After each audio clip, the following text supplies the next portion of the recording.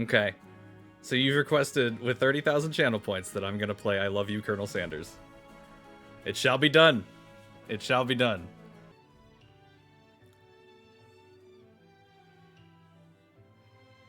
I honestly can't believe what I'm looking at. I've been staring at this for 5 minutes. New game. Before we get started, tell us your name. So, do I want to just put my name, or do we want to keep the joke from Dream Daddy going, and I name myself Pappy? Popeyes by me sucks. They got everything wrong and had a rat problem, so they closed? Oh, Jesus. Yeah, no thank you. You play as a girl? You could still be... Hey, don't judge people. Be a girl named Toffee. God damn it. We had Pappy John on Dream Daddy. Now we're gonna have Mammy John. Is that what we're doing?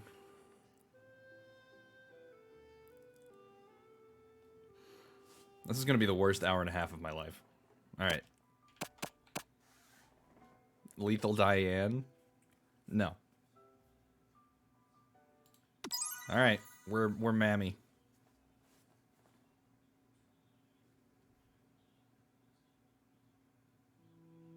Okay. The worst hour and a half so far. Hold on. This is gonna be a lot of reading. We going platinum tonight.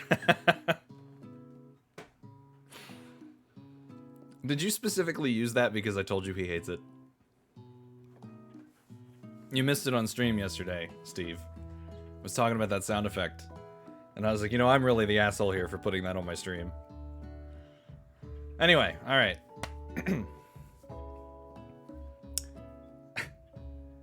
God, I feel like I'm... How long ago was it I played Dream Daddy? I feel like I'm back on that stream. Anyway. You sleep softly as the morning sun casts a warm glow through the window of your modest student apartment. The world is peaceful and serene. You could stay in the moment forever. Or you could wake up. Now. Your first day of culinary school is no time to sleep in. That is an obnoxious sound. Throw the clock out the window and stay in bed forever. You slept through the school year and gave up on the once-in-a-lifetime opportunity to meet Colonel Sanders. Alright, that was a good game, guys. That was a lot of fun. Catch you next time. Game over already. You might not be cut out for this. Let's try that again. That was a great game. I loved that game. All I got to do was sleep. Perfect. You sleep softly as the morning sun casts a warm glow through the window of your modest student apartment. The world is peaceful and serene. You could stay in the moment forever. Or you could wake up now. Your first day of culinary school is no time to sleep in. Smack that clock. Lying in bed, you stare at the ceiling, thinking about everything that awaits you at the prestigious University of Cooking School Academy for Learning. Your mind begins to wander. Who will be there? What will you cook? What should you wear? Time begins to fly by, and you find your imagination getting away from you. That's BTS on the wall. Toffee loves this game already. You need to take this seriously. I better make sure to arrive prepared for the first day. You bust through your morning checklist. Teeth brushed, hair combed, pits deodorized. Nothing can stop you now. You confidently grab a biscuit, strut out the door, and head off to class. But is it a biscuit or is it a cookie? It's a biscuit. See? That is a biscuit. Debate settled. That is a biscuit. Just what you needed to get your blood flowing. Standing in the quad, you gaze upon the magnificent University of Cooking School Academy for Learning. Here comes your lifelong best friend forever, Miriam. She's the most adorably awkward person you've ever met, and you absolutely love her for it. Good morning, Mammy. I hate this. Are you excited for the first day of the rest of our lives? Actually, because I sure am, excited, a little nervous. Okay, a lot nervous. It's just that this morning I made breakfast for myself, but, well, when I ate it, I couldn't taste any love in the food. What if I'm no good? What if I fail? Classic Miriam. Raised by Master Chef parents, she's always held herself to a very high standard. I will say the character artwork is well done, yes. Ever since we were little babies playing together and you rescued me from that quicksand box, it's been clear to me that you're the most loving, caring person I know. You're gonna do great.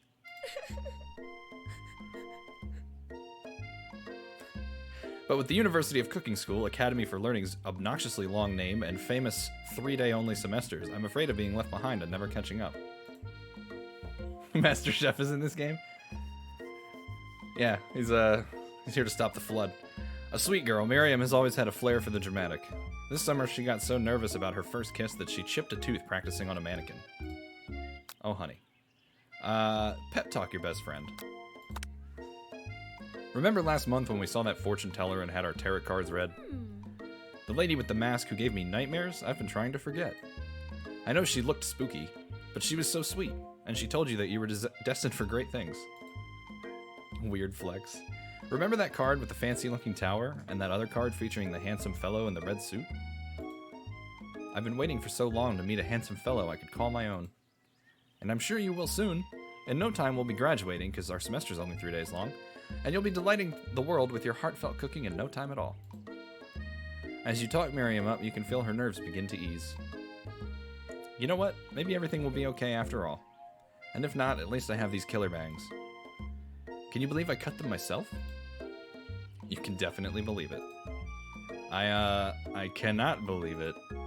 Before you can get another word out, you're rudely interrupted when someone smacks your books and custom-engraved measuring spoons out of your hands and onto the ground.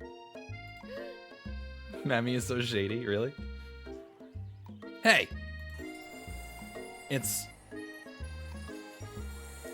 I'm just gonna say Ashley with this bullshit spelling. It's Ashley, your arch rival. She's totally evil, but you can't help but be filled with jealousy. She can get anything she wants and she knows it. Hello, Ashley. Oh, I didn't see you there, Chicken Shins. You leave Mommy Shins alone. They're perfectly normal shins. Ugh, you can't stand Ashley. Even her name is annoying. You know for a fact that it's actually Ashley, but she had to add extra letters to make herself feel better than everyone. If anyone here knows what perfect shins looks like, it's us. We're not gonna let you or your really weird insults get to us. Across the quad, you see Ashley's best friend, Van the Man, has stopped to look at his own reflection in the mirror. His pants are so tight you can see him casually working out his glutes while he styles his hair. No lie, they're rockin' glutes. Ahem, Van. You rang? I can't stand this guy already. You've never been sure what their arrangement is, but as long as you've known them, Ashley and Van have been just as close as you and Miriam, but substantially more devious. I can't believe that University Cooking School Academy for Learning would ever allow people like you to attend as students. Wow. Toffee, you're not kidding. Why are we so shady? I know, right? You'd think they just hand us our diplomas now. Or maybe hire us on as professors. You amateurs could learn a lot from us. With the first day of school about to start, there's just not time to properly tell these two off, so you resist the urge. Let's go, Miriam. Psh, see you later, losers. As you approach the door, you see a goofy-looking kid pushing hard against the window directly next to it. The fuck? Ugh. Oopsie. I think it's broken. What is that face? What is that face? Hi. What's up, Spooky? You reach forward and easily pull the door open. That should do the trick. I love you! Okay, Patrick. I think you mean thank you? My name is Pop. I was named after my Pop. He's old. Could someone like this also be a student at the school? He must be one heck of a chef. Also, his name tag clearly says Bob, but I guess he's reading it upside down. Hi, Pop. I'm Mammy, so... Are you gonna make me hold this door all day? Nope. And with that, the young man walks into the building ahead of you. Aww. Is it just me, or is he kinda cute? I think it's just you. You both shrug your shoulders before following him into the building. Riku. Yes, I'm talking. I'm talking a lot. She's squeaking at me. Hold on. You stand at the edge of the room, unsure where to sit. Other students wander in and keep themselves busy chit-chatting. A scruffy-looking pooch takes his place at a podium in the front of the class. Adorable. Now, quiet down, everyone. Sprinkles. Who is this unreasonably cute pup, and why is he in our culinary class? You must be Sprinkles, head instructor and CEO of UCSAL. Please, call me Professor Dog. I may be cute and a little fluffy, but I still demand respect. Woof. What? A cute dog is our professor? This is the best school ever! I guess only a dog's nose is capable of picking up all the nuances of fine dining. He's so fluffy Out of nowhere, wind begins to rush around you as a swirl of cherry blossom petals fill the air inside the classroom. I'm chilly. Someone please close the window. And then, he walks in.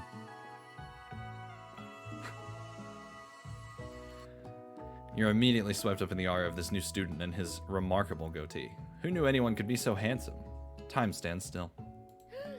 It's him. If it isn't my favorite student, Harland. Colonel Sanders interrupts Sprinkles, sorry, Professor Dog, before he can finish his sentence. Please, call me Colonel. The Colonel! Colonel Sanders. A hushed murmur rolls through the classroom as Colonel Sanders walks down the aisle of desks. Suddenly, the room is sweltering. Sweat begins to bead across your brow. You feel like everyone is looking at you, and you're not entirely wrong. And this over here must be Sweaty Sweats a lot. Maybe we should open that window back up before Faucet Pits melts into a puddle and evaporates entirely. Now that is a dream, Daddy. Oh my god. Steve. Hey, Colonel, will you go to prom with me? Hello, Lola. Oh, gee, I wonder why it's so hot all of a sudden. Hi, Llama. What? Hold on just a second. Nobody talks to my friend like that. Look at that face. You two both know my name. We were in the same kindergarten class, and what is with all your really weird insults? Besides, when Mammy sweats, it's not gross. It's beautiful. Look at that shimmer. You take a moment to clean yourself up. You walked into I Love You, Colonel Sanders, which was redeemed by Zombie Phoenix for my 30,000 point channel point redemption. It's a thing. It's a good thing you didn't forget about that deodorant this morning. This classroom is hot, hot, hot. Professor Dog steps in to settle the class down and set some ground rules. Welcome to University of Cooking School, Academy for Learning, the greatest culinary academy in the world. I mean, it has a dog teacher, it's automatically the best. The birthplace of culinary legends past, present, and future. Many challenges await you. There will be tears. There will be blood. There might even be really adorable tiny food. And when all is said and done, there will be a battle!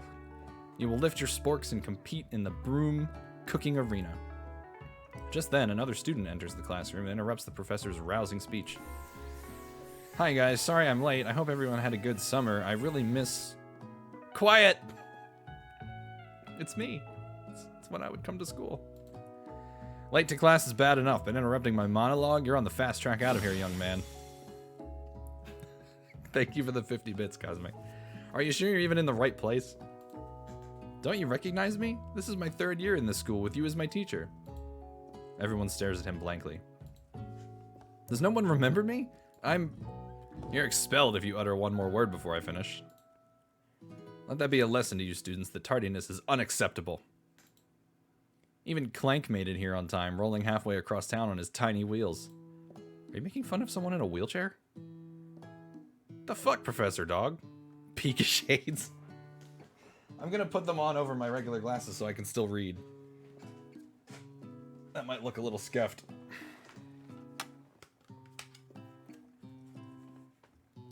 Alright.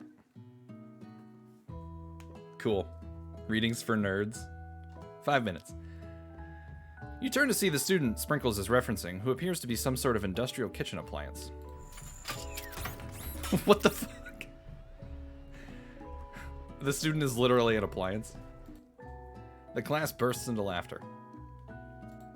Oh, Clank, you rascal. Sprinkles walks into the classroom as everyone stands in silent obedience. When he gets to you, he lifts his nose into the air and takes a deep sniff. Your diet is lacking. Based on what I'm picking up here, you definitely need a multivitamin. You should be taking better care of yourself. You've never had a talking dog as a teacher before, but Sprinkles' reputation for being smart but tough is well known. Uh-oh. You decide to try and butter him up by giving him a treat from your pocket. But what kind? What do you guys think? Beef treat, rubber ball, or chicken snack? I feel like chicken... Thank you. I feel like chicken snack is the way to go because we're playing a KFC game.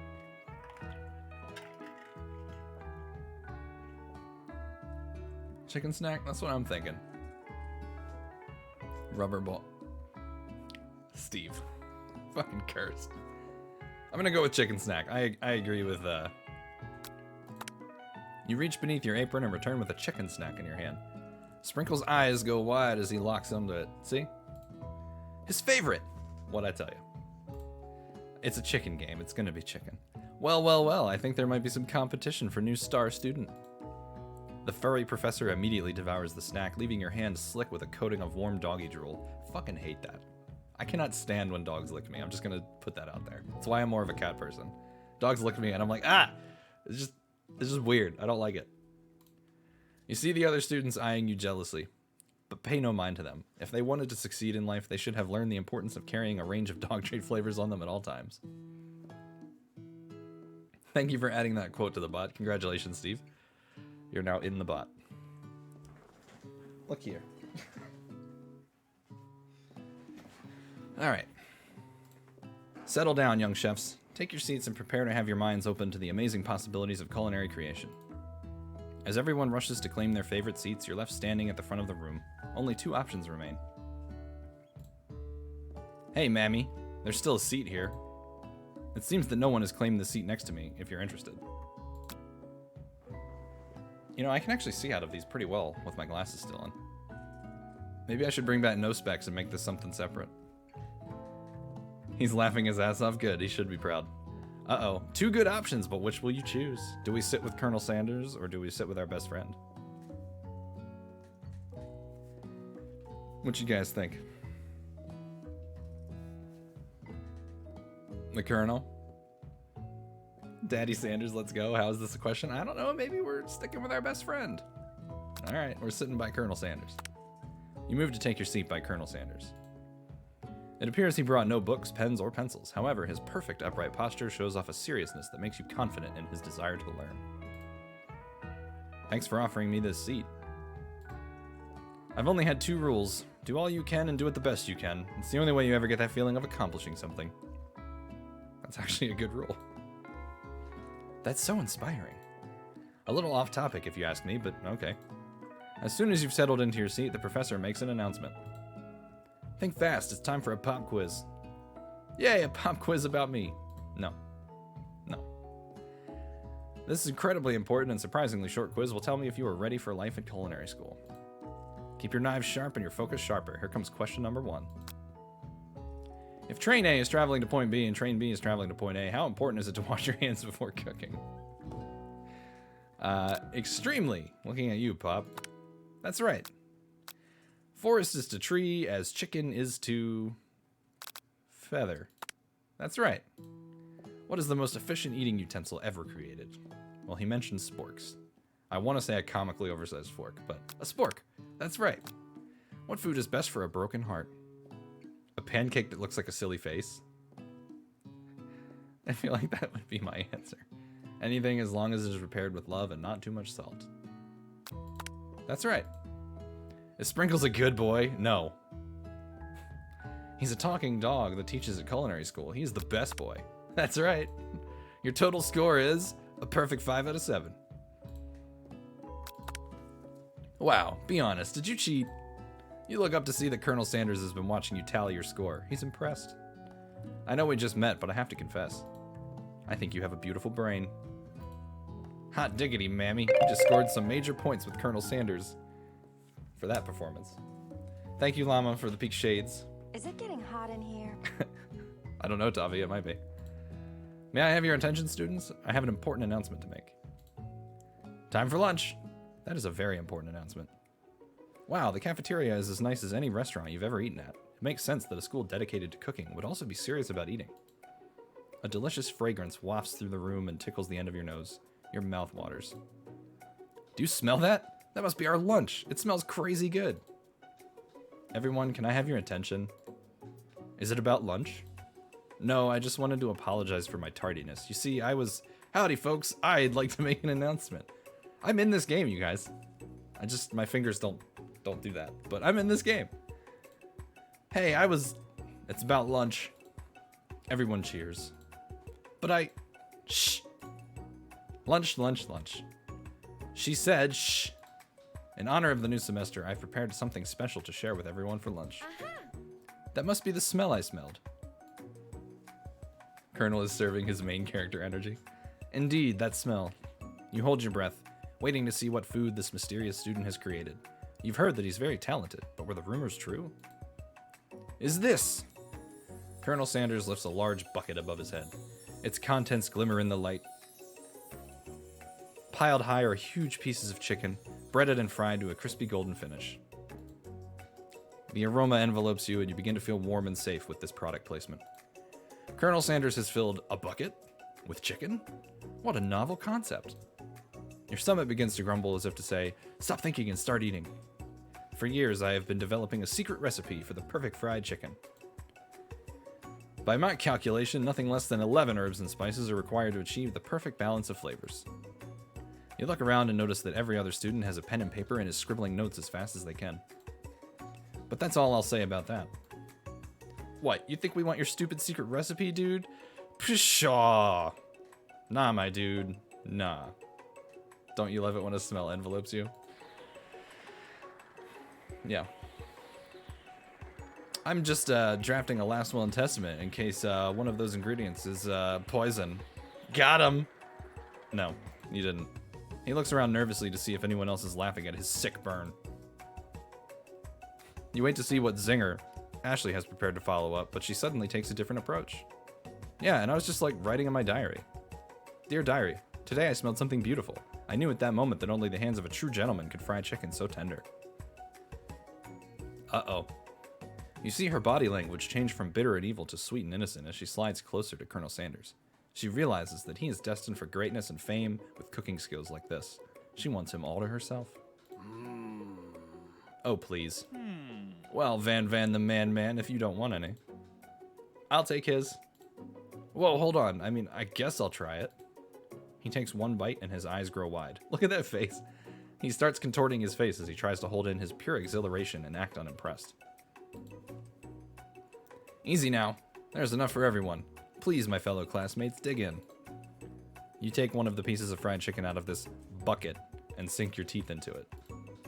It's amazing. Tasting Colonel Sanders' food transport you to another dimension. Alone with your taste buds gripping a drumstick in your hand, you float weightlessly. We could focus your mind and meditate on this moment, savor the moment, or swim toward light. Well, I don't know how to swim, so I'm not picking that one. The secret is the bucket. We're going to savor the moment. The flavors in your mouth are beautiful, pure, heavenly. What a guy. Alone with the flavors, you feel something that can only be described as love. For a man? For a flavor? Are they the same? After tasting his food, you try to get some one-on-one time with Colonel Sanders. Colonel Sanders smiles ever so softly as you approach. He stops what he is doing and allows you to break the silence. Colonel, I wondered if I could talk to you for a second. Anything for a fellow chef. What exactly was on that chicken? Ha ha ha! How bold to come out and ask. It's an idea I had for a new combination of flavors that will make me my fortune and establish my legacy for all time as I open a chain of highly successful fried chicken restaurants. No big deal. He's such a dork. It's just you and me here talking. I can keep a secret. In fact, I've got some of my own that I'd be willing to trade.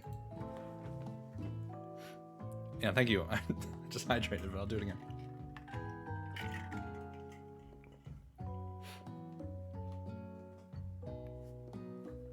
What's the rush? The semester is only getting started. We've got 2 more whole days to get to know each other.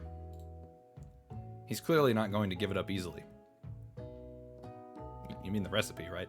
But it doesn't hurt to be persistent. You know what they say about secrets, Colonel. Shouldn't learning be fun? Aw, you've got moxie, I'll give you that. Colonel Sanders looks both ways to make sure you're truly alone, and then leans in. You can feel his warm breath as he whispers. Just one ingredient, but you can't tell. I use white block. It's something my great-grandmother taught me. Stretch. I've only been streaming for 20 minutes. Ugh. Everybody stretch. It's not just me. What is it? It's clearly a white block. Maybe the secret ingredient is plankton. White block? Wow, you'd never have guessed that. In fact, you're not even sure where you'd get some if you searched. While you're wrapped up in that huge revelation, you notice that Colonel Sanders has disappeared. While everyone else is still in the cafeteria, you decide to look for him. You find Colonel Sanders outside, standing in the quad. Oh, it's you again. Why are you following me? Sometimes I like to come outside and look at the school buildings. I think about how my story will continue after I've graduated. It sounds like you have big plans. I dare say, the biggest! I will leave my mark on this world, you can bet on that. Alone together for the first time, you figure now is the perfect moment to show your personality to him. Neg him to show your strength. Wow him with a big idea, to add an additional ingredient to really spice things up. Be modest but thoughtful. Let's wow him with a big idea. You know, about that, I was thinking about your secret recipe. I don't doubt it. It has a way of leaving an impression on all who taste it. You decide to show him that you also know a thing or two about blowing minds with new flavors. I actually had some thoughts on how you could improve it. Improve it? You want to change my secret recipe, and you think you can do better? He's all sweating. Neg, it's like when you insult somebody as a way of flirting. Like, it's a really toxic, like, way to flirt with people. Like, you insult them. It's like little boys pulling girls' pigtails, but using words. Think of it that way. Have you ever heard of habanero peppers? Oh.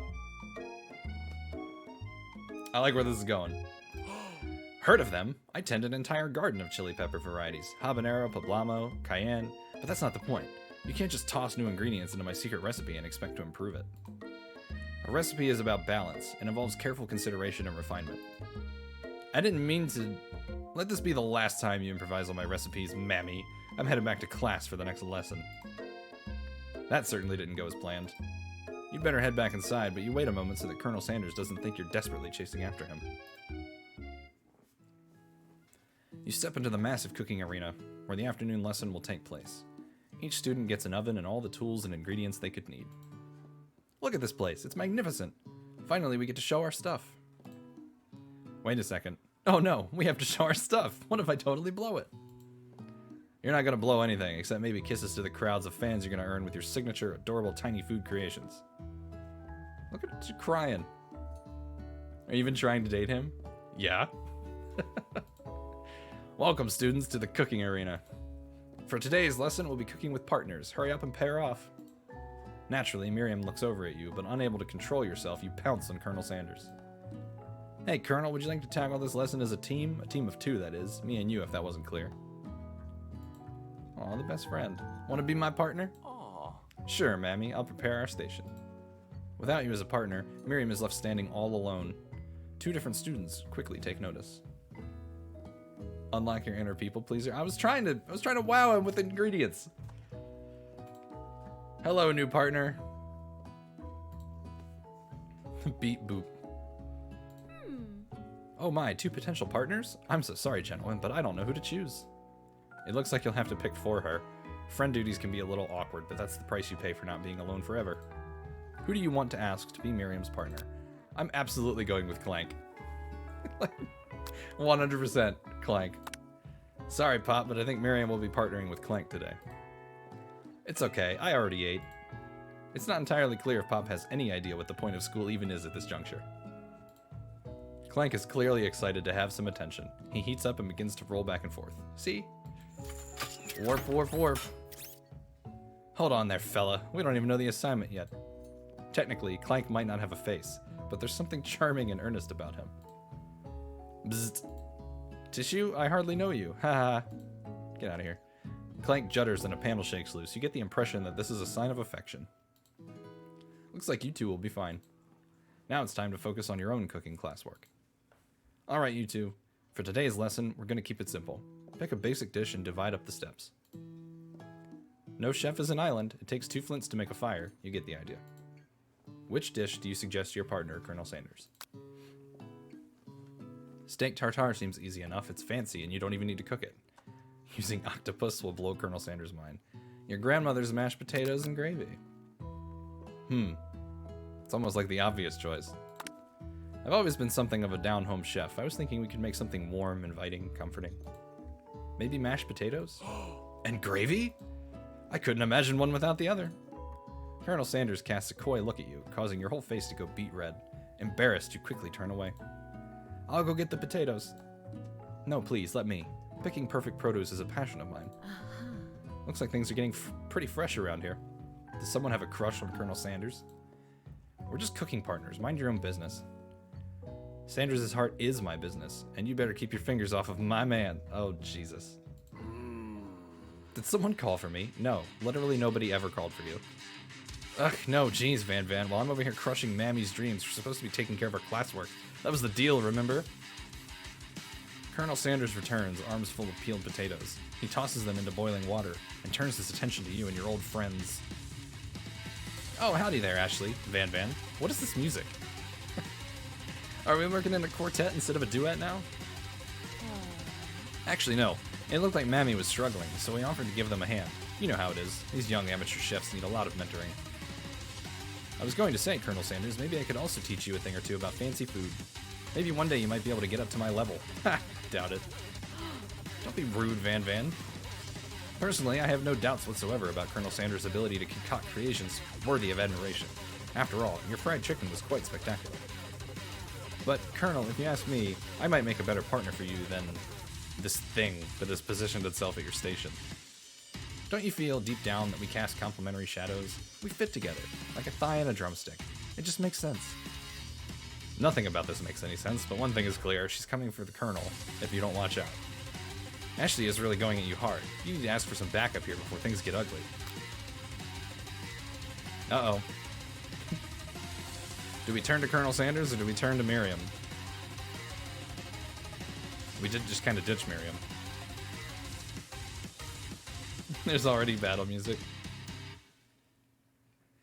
Yeah, what is that music? It's like very intense. The Colonel? I'm here to learn and to express myself via my cuisine, not bicker with prima donnas. Partners were chosen at the beginning of class, so let's all respect the format, okay? You turn to Colonel Sanders to confirm that you're on the same page. I chose Colonel Sanders, and Colonel Sanders chose me. Isn't that right? A businessman respects all fair agreements, from contracts to handshakes. I took on Mammy as my partner for this activity, and I stand by it. Based on your team's behavior, I'd say you're perfect for each other. Neither of you has Mammy's natural talent, or their loyalty. Being defended by Colonel Sanders leaves you feeling proud and full of potential. You look for Sprinkles in hopes that he might step in, but he's nowhere to be found. Darn those cute corgis and their short but sturdy stature. You look down at your station and realize that in the tension of the moment, your hands have been cooking on autopilot. Distracted by the drama, you've already crushed the boiled potatoes into a perfectly creamy mashed texture, with plenty of butter and cream for flavor. It's as if your natural passion guided you through the steps you know so well, while your attention was elsewhere. I know just what to do. Colonel Sanders extends his hand. He's holding a beautiful white porcelain gravy boat, out of which pours a smooth brown gravy, smothering your nearly finished potato dish. Gravy flows down the mound of mashed potatoes. The result looks spectacular. Granny would be very proud. Honestly, the mashed potatoes is probably the only thing besides the biscuits at KFC worth getting. And also, I've said it 1,000 times, why the hell does anime-style food always look so good? Like, look at that. Yeah, why can't KFC really look like that? Instead, you get mashed potatoes and you open it, and they just look like depression, but they actually taste good. They don't look like this. Colonel Sanders holds a spork out to you. You reach out and grab hold of it, but he doesn't immediately let go. The two of you stand holding the same spork, and for that small moment, all of the madness and pressure in this crazy world stops. Your eyes lock. The moment is electric. Time stands still. If you love something, set it free.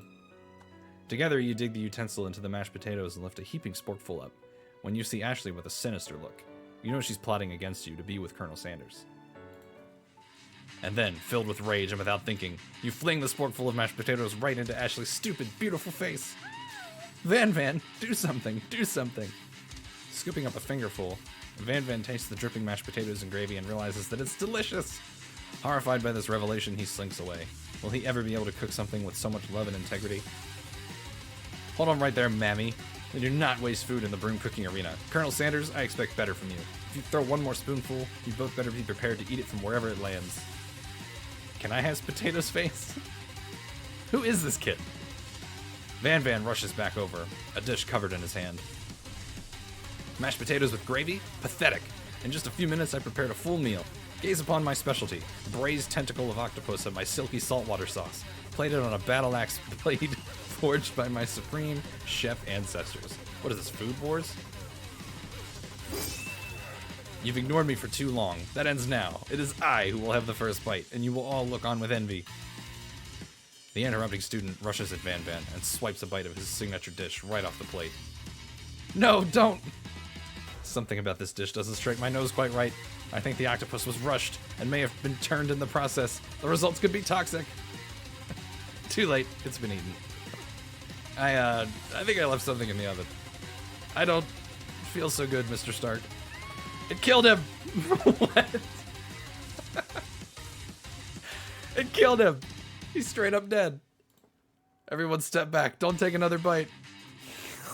When you look back at the plate, the rest of it is gone. You notice the tip of the tentacle being slurped up in Pop's mouth. Pop winces in pain for just a moment, then is almost immediately back to his oblivious self. Oopsie. Tastes like poison. The entire class is gathered to watch Pop's final moments. Shock has frozen the whole crowd. They are motionless as statues. The class bell rings, disrupting the moment and snapping everyone back to reality. It would appear that Pop's enthusiasm for trying new things, despite obvious danger, has inoculated him against poisons of all kinds. I'm not sure the professors here make enough money. Hello? I just turned into a ghost over here. Like, same. I could have turned into a ghost at school and everyone would just leave. This kid was me. Seeing that you're shaken up by that really annoying student and all his nonsense. What, like dying? Like, how dare he? He's annoying me with his death. Colonel Sanders approaches you. I'm sorry you had to go through that. Please, let me walk you home.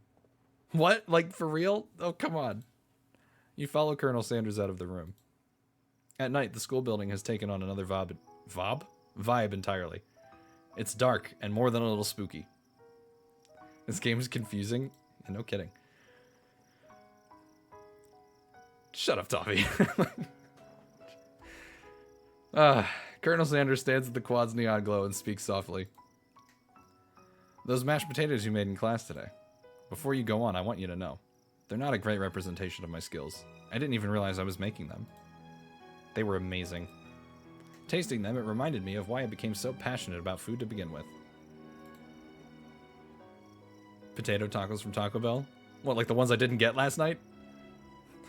I was lazy and I ordered Taco Bell and I got a quesadilla and soft potato tacos and they just gave me a quesadilla. I was like, God damn it. I didn't get my potato tacos. Colonel Sanders is getting choked up. Cooking is obviously important to him in a way that you find inspiring. Now might be the perfect time to tell him you're developing feelings for him. Colonel Sanders? Yes, Mammy. There's something I need to tell you. Hold it right there! There's something I need to tell you first. Oh, jeez. You see, when I was just a boy, I had a dream that one day I would be the greatest chef the world has ever seen. And every day since, I have been working toward that dream. Day and night. Never stopping. Never resting. Also lifting a lot of weights. Like, so many weights. We should follow our dreams with all of our hearts, that our souls may grant them like wishes floating on a shooting star. Hey, no! You. Shut up! I'm the one here to say inspirational stuff and be the star of the story. Are we forgetting that your cooking literally killed a guy? Apparently. Nobody gave a shit that he died. You can't prove that. I also saw you kill that guy. What was his name? Somewhere in the distance you hear a long, sad sigh. Forget him. We're talking about me. Me. I'm the hero. The Spork monster is here to fight a hero. What? What is happening? I think I left the fridge door open. Later, nerds. How dare you threaten me as I was just letting down my guard and connecting with another chef on an emotional level. Be afraid. Be very afraid of me because I'm a monster. See? Is he rhyming on purpose or is that just a coincidence? But before you can discuss syntax any further, it's a turn-based fight sequence. What will you do? Attack. You decide to go on the attack. Which attack will you use? Cook with love. Does 1 damage. It just got real. That attack really upset Spork Monster. Spork Monster goes on the attack. They spit hot gravy at you. You take 1 damage. Attack again. You decide to go on the attack. It worked last time, right? Cook with love. Does 1 damage. Spork Monster won't forget this. It's really feeling threatened by your attack. Spork Monster focuses their mashed mind and draws in energy from Mother Earth itself. They grow larger and more intimidating. How will you respond? Defend. You decide to defend. Which defense will you use? Trepidation. You hold your head between your hands and mutter, "This is not happening. It's not happening." Spork Monster is no quitter. Buffed up and ready to rumble, they go on the attack once again. Spork Monster uses Utilitensel. You take 2 damage from the attack. Pokemon has really gone downhill. Oh, yeah, look at this Pokemon. They're not even trying. It's almost like it'd be just as bad as if they had a Pokemon that was like an ice cream cone or a sword. Like, they're not even trying anymore. If you take more damage, you're not going to survive the battle. Attack! Kick with love. Does 1 damage. Spork Monster is oozing cheese sauce onto the lawn of the quad. I wonder if I'm gonna have to clean that up. Feeling vulnerable, Spork Monster prepares for its ultimate attack. Rounded Edge. Vile villain, your reign of terror stops here. Colonel Sanders summons the energy of 1,000 chickens. Trubbish looks different here. Pot Pie Power Pinch. Does 10 damage. Spork Monster is defeated. You saved me. An injured Spork Monster spews steam into the night. Oh, forget mercy, finish him, or spare this wretched beast. Finish him. No student will ever walk in the quad in fear again. This monster's messed with the wrong chef. Attack! You ready your final attack. You'll never survive my student debt loan destruction. Does 10 damage. Spork Monster is completely vaporized. Colonel Sanders looks on in awe. You continue to surprise me, Mammy. The defeated monster left behind a special item. It appears at first to be a cookbook, but upon closer inspection, it's so much more.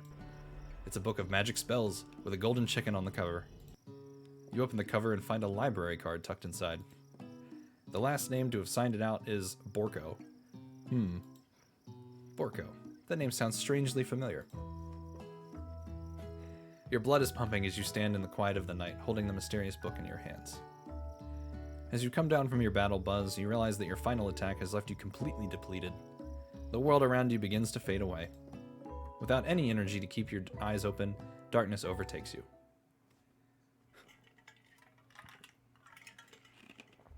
Just passed out right there. The image of Colonel Sanders flashes before your eyes as you fall asleep. He must have helped you get home. In your tired state, you don't know if you could have made it without him. What a guy. You want to thank him, but you don't have the strength to utter a single word. You feel your covers being pulled up over you as you're tucked in tightly. Good night, my colonel. Okay. Give me 1 second. I will be right back. In your dream, you're together with Colonel Sanders. For some reason, Sprinkles is also there, instructing your love. Dreams are weird. What the fuck? And he's a ghost still. This poor kid. You awake on day 2 and attempt to process the wild visions you had. Were they memories or premonitions? And then there was that secret ingredient that Colonel Sanders went ahead and told you outright. Not much of a secret, huh? It's probably just because he already trusts you so much. Sure, that makes sense. We'll go with that. A round of drinks. Do you work the computer, son? Tavi, nobody's bullying you. I'm sorry you feel that way. You meet up with your bestie in front of the school. Before you can tell her about the encounter with the Spork Monster, she launches into a story of her own. Okay, I know this might sound a little strange, but I think I might be, I think I might like Clank. Oh boy, here we go. Like him? Like? I know, it sounds like it's moving too fast, but there's something about him. I like him. Like him.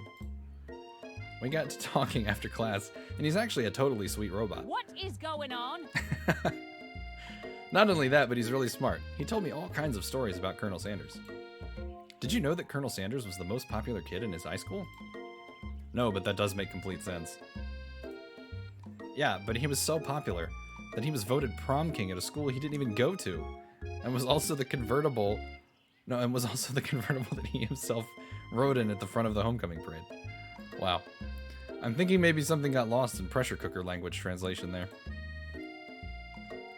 Either way, maybe it'd be best if you took it slow with this new boy, like I am with Colonel Sanders. You and Colonel Sanders, the coolest guy in school, the most famous student to ever attend University of Cooking School Academy for Learning, you're a thing now? We definitely connected yesterday. Haha, sure you did. You're great. Why wouldn't he be into you, I guess?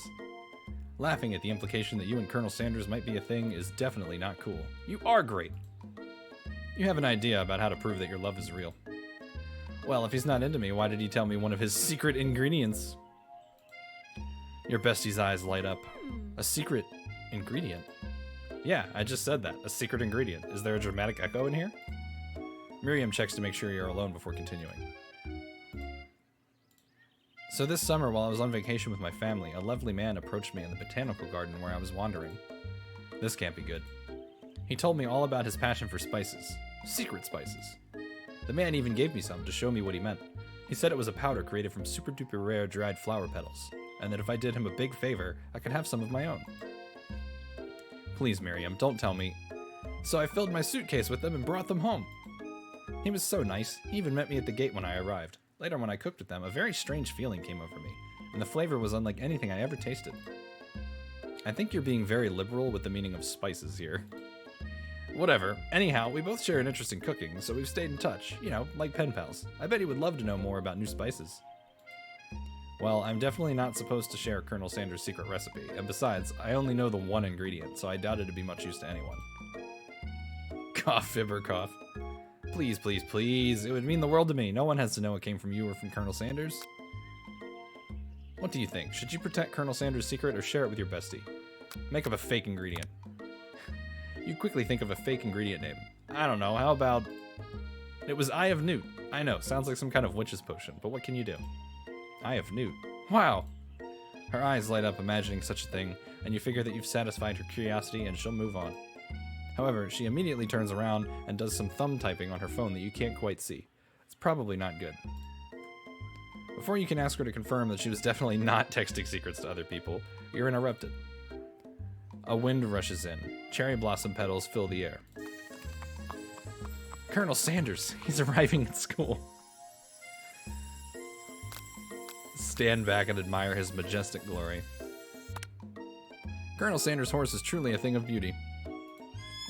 Without ever acknowledging that he's being watched, he does a short horse dance before dismounting with a flourish.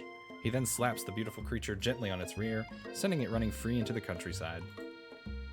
You are so struck by the sight of him that you lose the ability to speak coherently. Oh, I didn't realize anyone was watching. Don't worry, he knows his way home. You attempt to compliment Colonel Sanders, but the words don't come out exactly right. What a horseful beaut you have. I mean, what a horseful beaut you have. Dang it, that's what I just said. That's me trying to flirt in real life. Being a good friend, Miriam attempts to cover for you. Oh, Mammy just gets really nervous around people they like. What? This is not helping. I mean, they've got food poisoning and we're up all night. It was gruesome. You should have seen it. She gives you a wink and a smile as if to say, situation handled. Can't blame a girl for trying. And with that, Colonel Sanders disappears into the school, leaving you and Miriam to follow. When you enter the classroom, you can see your two rivals, Ashley and Van Van, are doing something really bad. By the way they're hiding, you know it must be really bad. Like counterfeiting recipes bad, experimenting with restricted ingredients bad, summoning a demon bad? You try and get a peek over Van Van's hulking shoulder, but he sees you coming. Whoa there, little one. I'm not sure you're ready to handle this. Why don't you make like a bee and mind your own wax, honey? Tell them to stop acting immature, act like you're not interested in them. Yeah. You sit near the rivals, but leave your back turned to them. You even hear Van Van mutter something that sounds a bit like a magic spell. However, he notices you eavesdropping. You try and cover your tracks and improvise an excuse. Ahem, it's time for class, and you're distracting the rest of us who want to learn. Now you've upset them. Good. Oh, and you're the Emperor of Cooking, are you? You make the rules? I'm not sure you'd know a good meal if it ate you. Being the best chef in the world takes more than just culinary schools. It takes creativity. It takes... panache? I need to go back to school. And it doesn't hurt. He was a little evil. He literally killed someone, but okay, right? He did. Like, there's a ghost at the school now because of you. You finally get a look at what it was they were hiding, and you instantly recognize it. It's a book, just like the one you found after your encounter with the Spork monster. That's the same book that I found last night in the quad. Ashley immediately elbows Van Van, who hides the book behind his back. I don't know what you're talking about. That book is a family heirloom and its contents are secret. You notice that they haven't just been studying the book. They've got Pop pinned to the wall, and they're tossing potato skins at him as he tries to catch them in his mouth. We're playing! Before you can dig in any further, you're interrupted by the arrival of more students. It's almost time for class. What? Why does he look different? Beep, beep. Clank must be running late, and he's in such a hurry that he rolls right over Van Van's meaty foot. Hey, watch it, you bucket of bolts. You watch how you talk to him. He didn't do anything. Bzzzt, womp. I can't imagine what conversations Miriam is having with Clank. Who do you think you're talking to? I've never heard such language, not even from a stand mixer. Womp womp. No, your mother was a stand mixer. Bzzzt. Van Van jumps to attack Clank, but Clank shocks Van Van, sending him flying across the room. Protect me, Colonel Sanders. These crazed men are about to come to blows. I think it must be over me, but I'm not interested in either of them. Ashley's tone has completely changed in an instant. She bats her eyelashes at Colonel Sanders. Surely he must know that this is a ruse, right? Gentlemen, get a hold of yourselves. Save it for the arena, at least. Or don't. Honestly, what do I care? I've got lofty career aspirations to focus on. Maybe I can help you with your business plan. Just then, Sprinkles arrives to signal the true start of the class day. He's panting, which doesn't seem that abnormal. He's a professor, but he's also a dog. Students, please take your seats. I apologize for my late arrival. I spent the morning chasing a car all around town, and my tiny legs are very, very tired. But I'm here now, and I hope you're ready to learn. Rub his furry dog belly, he loves it! After he catches his breath, Sprinkles regains control of the classroom. Without further ado, we'll review the global history of my favorite fowl, the chicken. You want to pay attention to the lesson, truly you do. Which is why in 1776, at the signing of the Declaration of Independence, it was a chicken who first signed their name. That's true. That's real American history. Food Wars looks different. I'm telling you, that octopus that killed the guy, that's what it makes me think of. But you can't help but daydream about Colonel Sanders, and you miss most of the important parts. When you come to, Sprinkles is holding a tray of food in front of you. Well, Mammy? Naturally, this appears to you to be a simple platter. Which item do you want to sample? A glass of water, a shimmering pepper, or a dog biscuit? A shimmering pepper. A brightly colored pepper stands out from the other items. It sparkles in a most eye-catching way, so naturally you reach out, grab it, and eat it right away. However, your body is not prepared for the heat. The pepper has triggered an intense spice hallucination. It feels like forever as you trip through the universe. It's like when I ate that tortilla chip. My friend, ooh. Ghost of student. This guy again? And he won't even leave me alone when he's dead? I'm here to give you an important message. You must avenge my death and fulfill your destiny. All you must do is... Cough, cough. I was saying, to fulfill your destiny, all you must do is... Cough, cough. Sorry, I think I've still got some spice stuck in my throat. It's fine, I'll work through... Cough. To fulfill... Cough. The prophecy... Cough, cough. You must... You feel yourself begin to regain consciousness. Aw, man. This poor kid. You come to and find everyone is staring at you. That pepper was the last of its kind on Earth, and now it's gone forever. You think to yourself, geez, I should pay better attention. We all make mistakes. I'm sure he'll forgive you someday. Come on, it's time for lunch. Before anyone can relax, the cafeteria lights dim. And your rivals enter to make a dramatic announcement. Today's lunch will be prepared via timed competitive cook-off. The level of theatrics with these two is off the charts. Demand that they stop wasting everyone's time, step up and tell them you're on. A bit of lunchtime competition, eh? Count me in. If I have to wipe the tables with you fools before I set my lunch down on it, then so be it. I'm not the fool, you're the fool. Fool. Good one, Van Van. I like your gumption, Mammy. I'll be watching your performance. Just as things reach a boiling point, Sprinkles steps in. Surely he'll put a stop to this madness. Now, students, please settle down. This is a lunchroom, not a sportsing court. Finally, a little sense. You breathe a sigh of relief. At least, not until we turn on the timer. Just then, a huge light blasts you in the face, flashing the words, "Timer ready." That's what I'm talking about. Aroo. I stand corrected. The hard way builds solidly a foundation of confidence that cannot be swept away. And that's an original quote by me, in case anyone was wondering. I hope its message lifts you to victory.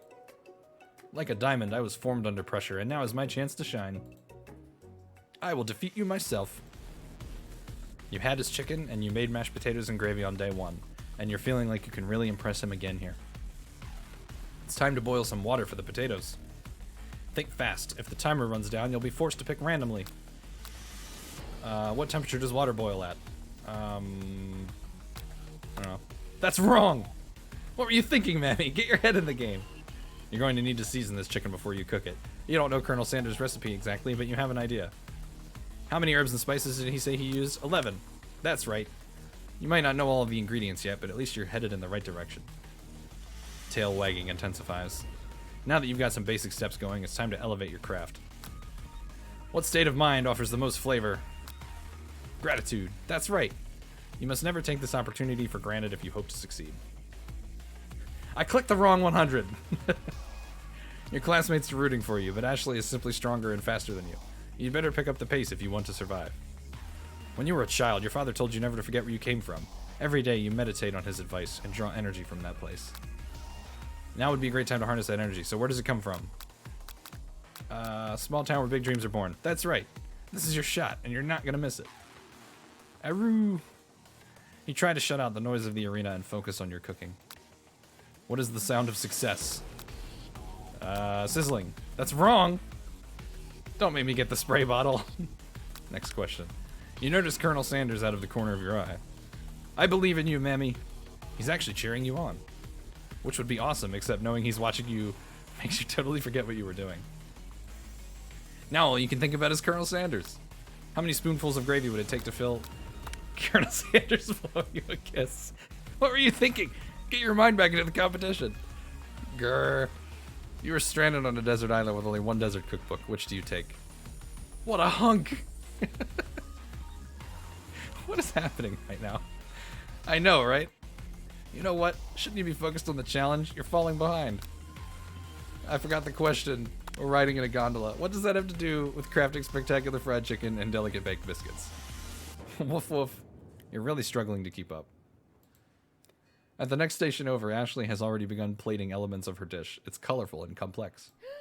To make up time, you toss your biscuit dough into a stand mixer. As you do, the crowd gasps. Yikes. Zzz. I know you love nothing more than seeing a fellow appliance utilized in a kitchen battle, but sometimes that means sacrificing the personal touch. You might not have any hands, but Mammy does, and a good chef needs to be touching the dough to know when it's properly mixed. There's an easy way and a hard way. You don't get far by going the easy way. When you hear everyone talking, you realize how serious your error was. You immediately shove your hand into the mixer to rescue your dough before it's overmixed. Mammy, no!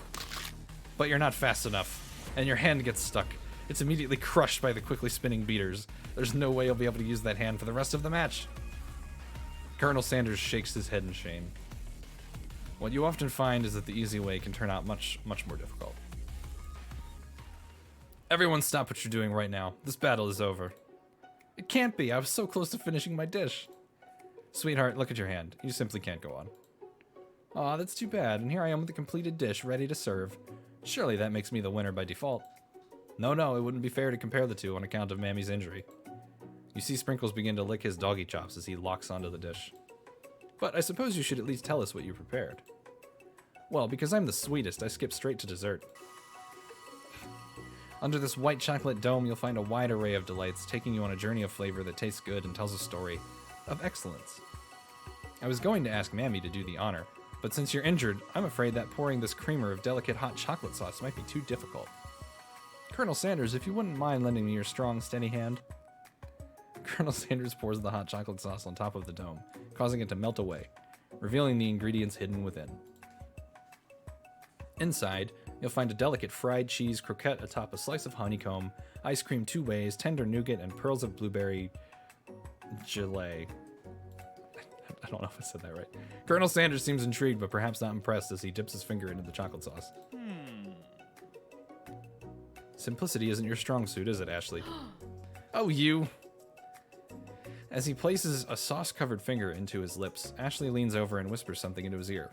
A dab of sauce sticks to his mustache. Internalize the rage you feel. Put yourself between Colonel Sanders and Ashley. Internalize!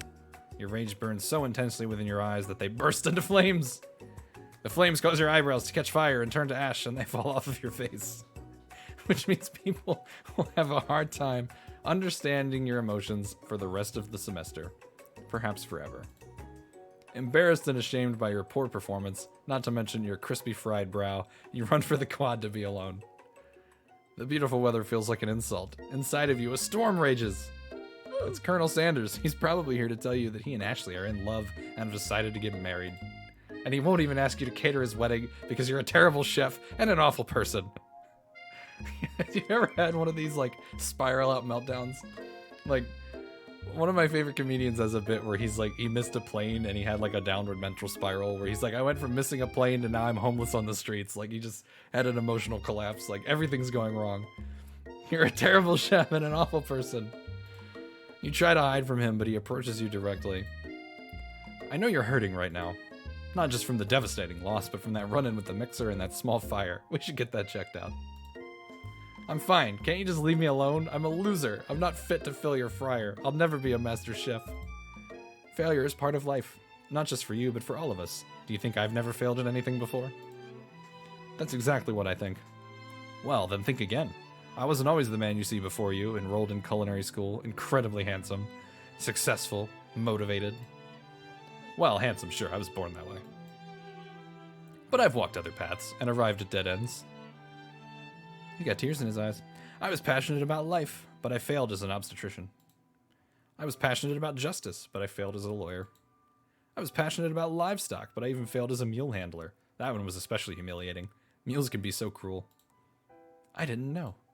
People see my delicate ribbon tie and my well-kept beard and assume that I've got it all together, which is true now, but it hasn't always been. Sounds like this guy could really use a hug.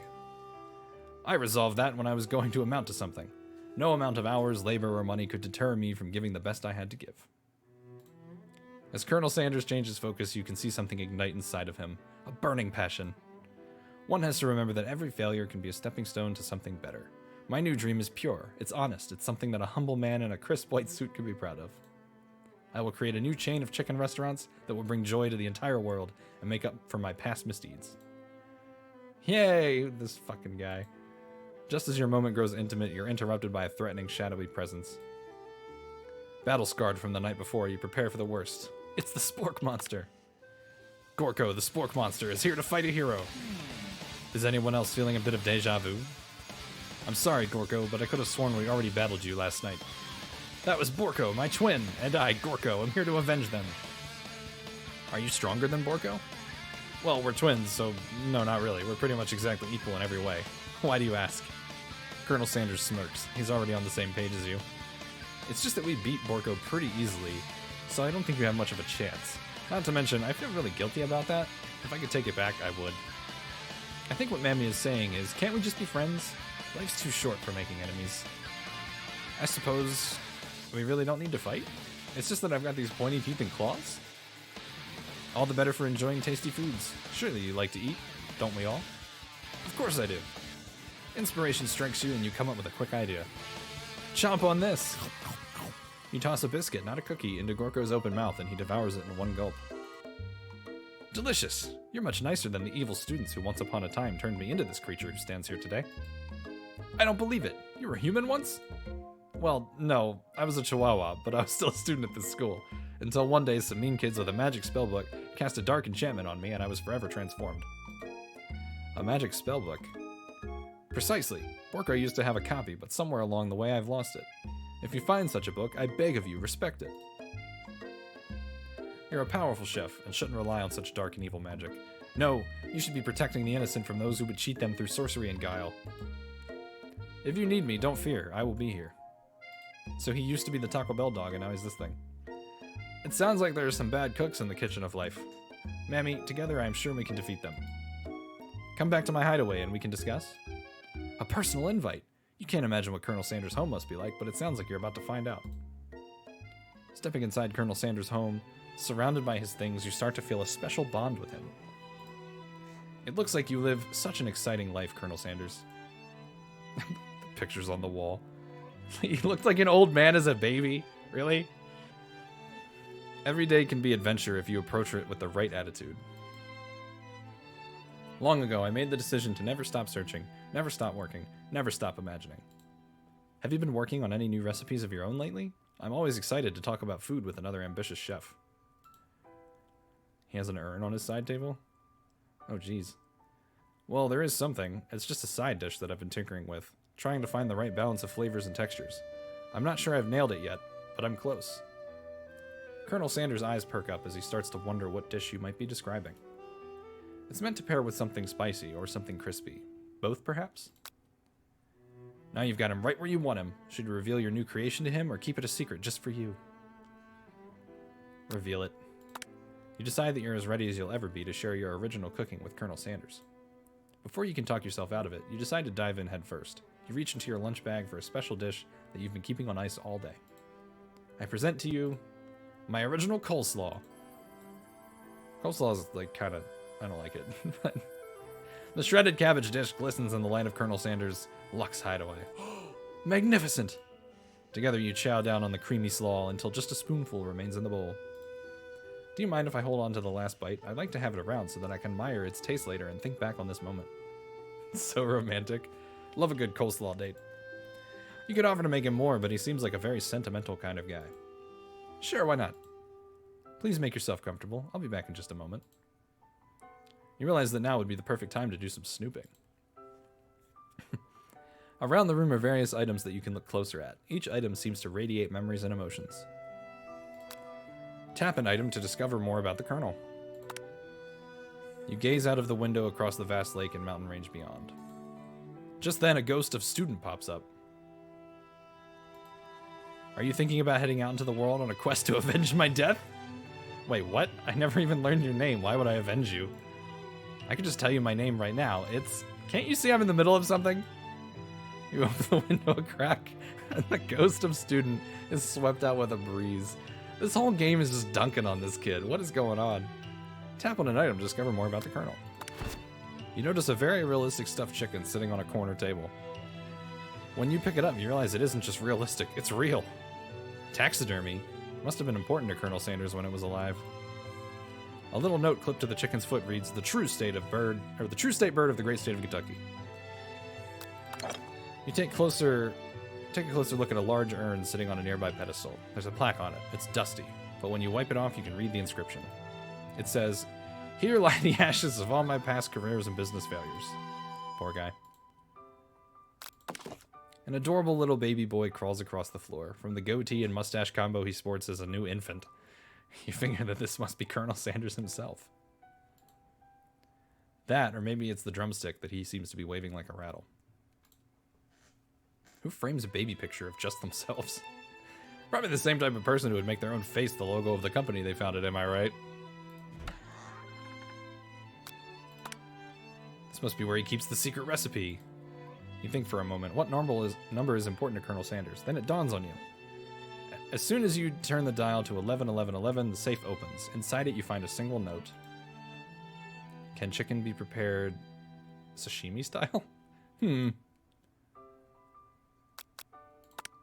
A lock of silver hair is woven through the teeth of the comb.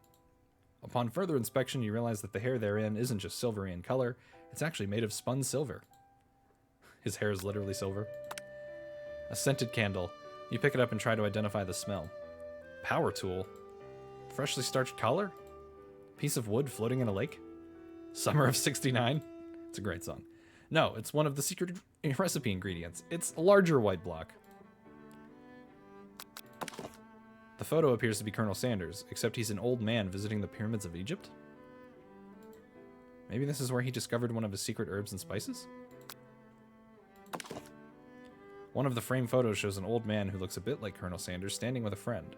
They hold fried chicken drumsticks and appear to be cheersing them.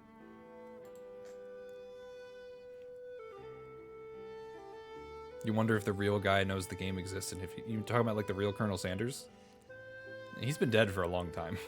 Like, now I want to know. When did he die?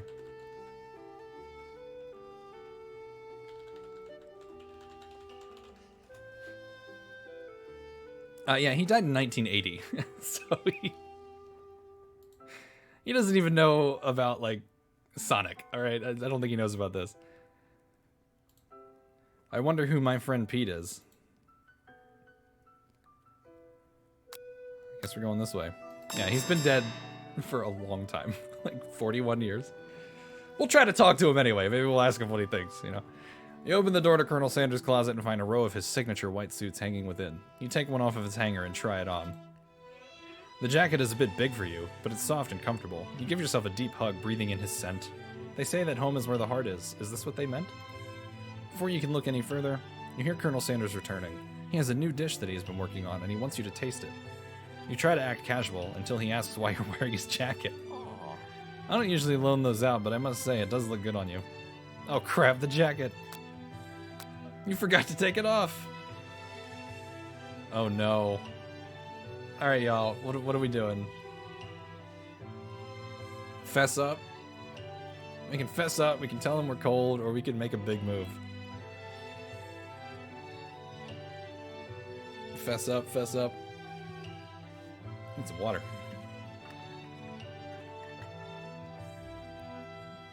Big move. It's still only one vote for you. Saying it twice doesn't count as 2 votes. It's 2-1. Are we doing anybody else? I'm fine with fessing up. Oh, okay. Big move. I don't want to click it too soon. I'm gonna say going once. Going twice. Alright, we're doing a big move. Whoa, whoa, whoa, this isn't that kind of game. Not that we blame you for trying, but still. Game over! Wow. Try again? Oh crap, the jacket. You fess up and tell him the truth. You confess. I think I've developed feelings for you. I might be developing feelings for you too, but I'm concerned. I can't let anything get in the way of my dreams. Overwhelmed, you take off the jacket and run for the door. But the thought of leaving Colonel in the midst of such an emotional breakthrough gives you pause. You stop yourself. Colonel? Yes, Mammy? I honestly think this may be the beginning of something wonderful. I think you're right. We should take things slow. You talk late into the night and drift off into a slumber. Dream sequence. I like that it actually just said dream sequence. You awake to a beautiful morning in Colonel Sanders' hideaway. Did you make the right decision on how to respond to Colonel Sanders? Only time will truly tell. Today is a day that could change the rest of your life. Your thoughts are interrupted when Colonel Sanders emerges into the room. He's holding a gorgeously plated breakfast and your mouth waters at the sight of it. Here's a simple breakfast I just whipped up. It's meticulous. You taste Colonel Sanders' food and it takes you on a journey. When you return, he's waiting to ask you an important question. So, would you say that we're the perfect match? How presumptuous! My cuisine and your taste buds, that is.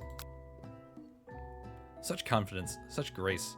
Could he be the world's greatest gift to cookery? Flatter him. You know, I think we might make a great team. A single tear begins to pool in the corner of his eye as he gazes out the window. And with the right business partner, I know I can't fail. The fireplace placement bothers you. A business partner, could he be talking to you? It's all happening so quickly. Overcome with emotion and confused by your feelings, you're on the verge of tears. Unable to speak, the only answer you can find is to run out the door and get home. Looks like a Sims house, it really does. There's still one more day of school after all. The University of Cooking School Academy for Learning waits for no one. You get home to find something very surprising. Your best friend is there waiting for you. Where have you been? Because I had one heck of a night. I've been desperate to talk to you about it, but I couldn't find you. I got worried that something had happened to you. It's okay, I was just... But now that it turns out you're fine, I can finally get you up to speed on the saga of Miriam. Oh boy. Sure, but...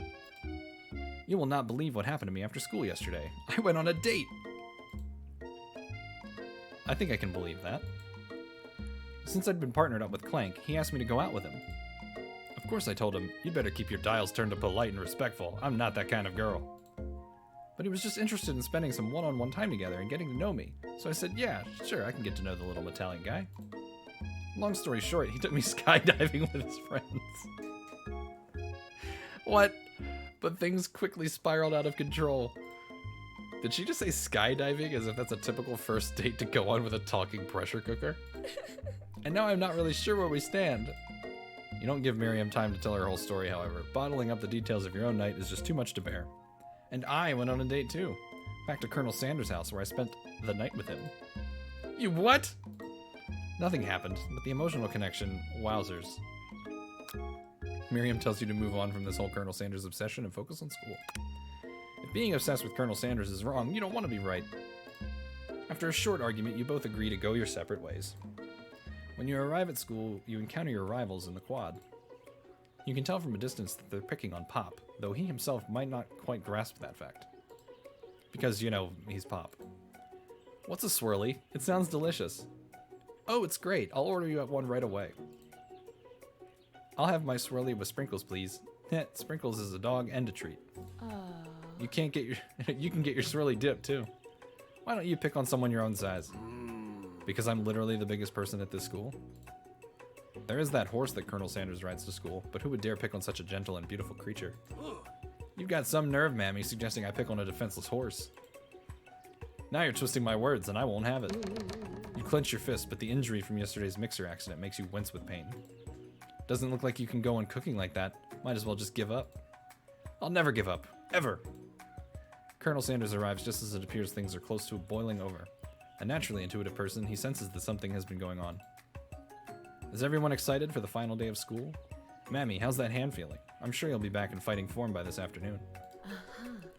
Aren't you concerned about my hands, Colonel? Yesterday I almost broke a nail winning so hard. Oh, shut the fuck up, Ashley. Technically, I don't believe a winner was decided, but your presentation was quite impressive. What is he doing complimenting her? But what about the flavor of my delicate, warm, gooey chocolate sauce? It was clear that you're passionate about how your food is received. That's a lot of words to say. It was bland. Excuse me, Mammy. I am more than capable enough to speak for myself. Maybe you could tell me more of your thoughts as we walk to class, Colonel?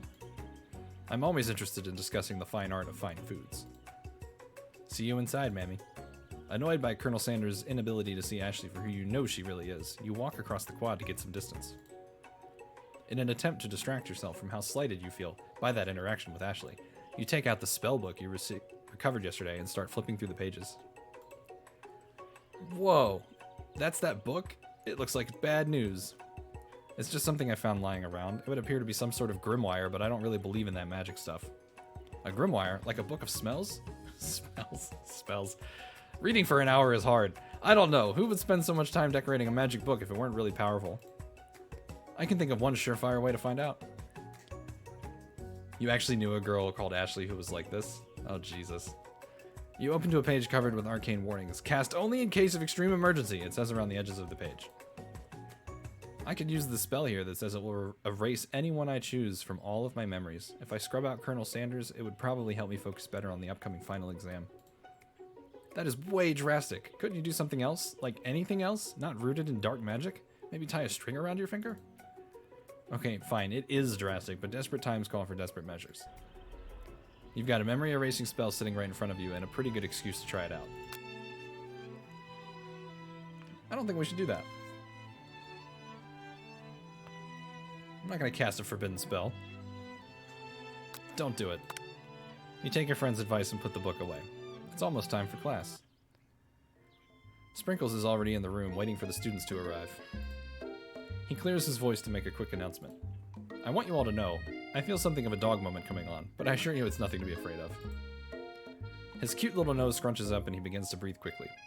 He must be hungry. Reach for some old homework to give him as a snack. Dogs can be rather unpredictable, especially Sprinkles. Wait to see what happens. Sprinkles stops in his track. He focuses in on the window. The room is deadly silent. When you follow his gaze, you see a tiny orange squirrel perched on the cherry tree outside. Sprinkles turns feral and runs to the window of the classroom. He begins barking uncontrollably at the squirrel outside. Terrence? I told you never to come back here, Terrence. I will destroy you, Terrence. Sprinkles is barking ferociously, drool flying off his face. The squirrel looks over, but he doesn't say anything back. You wonder, is that even a talking squirrel? Who named him Terrence? You better not show your chubby cheeks around here ever again!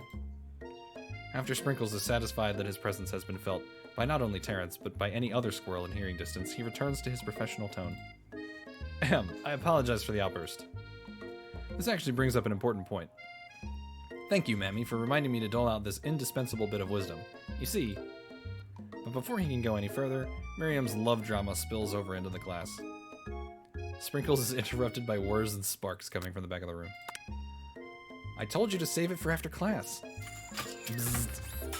You think I wanted to be thrown from a plane strapped to a stranger? Miriam and Clank appear to be arguing, but you still haven't learned to speak Clank's language of mechanical noises. But no, you had to show off your cool kid friends Jeff and Joan, J and J. Watch us form a triangle in midair as we descend.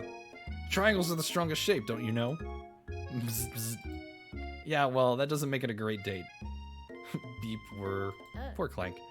Then take Jeff and Joan with you. You can all hold hands as you pedal down the mountain, or off a cliff for all I care. Sad beep. Miriam, you need to chill. Clank begins to shudder. Steam pours out of the gaps in his panels, and then a loud ding stops him in his tracks. Beep, bzzz. Oh no, his face! No amount of seasoning is going to make me want to eat that, Clank. Clank burps out a completely deep-fried sneaker. Considering that he himself has wheels, not feet, it's not entirely clear where it came from. He burnt my shake. In terms of deep-fried footwear, I guess it looks okay. Clank slowly rolls out of the room to be alone with his shoe. Everyone tries to pretend like they didn't see that entire thing go down. Nothing like a loud public breakup to cast a pall over the final day of school.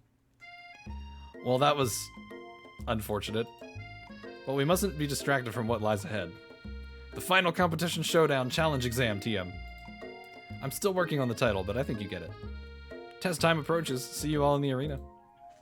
Before you can think about your upcoming competition, there's a very beautiful soul nearby in need of a pep talk. Hey, Miriam, are you okay? Okay. I'm so mad I could smash a tiny mug, spilling several droplets of hot cocoa all over the floor. How can he embarrass me in class like that in front of everyone? Her tiny cocoa is a delicious treasure, so you know that this breakup is no joke, even if the source of her frustration is such a silly boy. I know that you know this, but I'm going to say it out loud. You don't need anyone. Me and you, we're going to cruise through this final test and hit the carpool lane to Success City. Miriam brightens up, imagining the wind rushing through her short bangs, but she hesitates to embrace the feeling all the way. You're not going to saddle up on Colonel Sanders' stallion and ride off into the sunset without me. Of course not. Well, maybe sort of, but I'm sure there's a pony out there with your name on it, and a big ranch. A ranch big enough for both of us and whoever else we want to bring along. If it's not Pop or Clank, or anyone else you meet today, tomorrow, or this whole year, so what? You're a special person who shouldn't settle for the first someone to show a little interest anyhow. Miriam gives you a big hug and wipes the tears from her cheeks. I should really review my menu for today. I'm going to make a very special soup. And I bet that Professor Dog is going to love it up. While you were pep-talking Miriam, you completely missed lunch, but that's okay, because you had a better idea of how to spend the time before your exam. You've decided to head to the arena early to practice a dish. This is it, the location of your final challenge, a test of will, a test of courage, a test of talent. And a chance to beat the pants off Van Van, the supposed man-man, and his evil counterpart, Ashley. As planned, you begin to run through a quick test of a recipe you've been working on, Mammy's famous chicken pot pie. After practicing for months, making this dish comes second nature to you, and you're able to quickly get a fresh pot pie in the oven. But as soon as you do, your cram session is interrupted by Colonel Sanders. Mammy, what are you doing here? There's still time before the final exam. Oh, just taking it all in. I'm big into visualizing success. I'm looking at my station and picturing victory. The pot pie has begun to bake, and the smell is slowly filling the space around you. Visualizing, huh? That's too bad. I always hoped you were here cooking something delicious.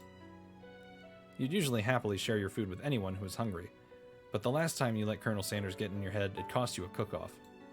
You decide that it's time to put your cooking above your romantic desires, but that decision gets hard to stick to when the oven timer goes off behind you. Fess up about your practice dish. Okay, you got me.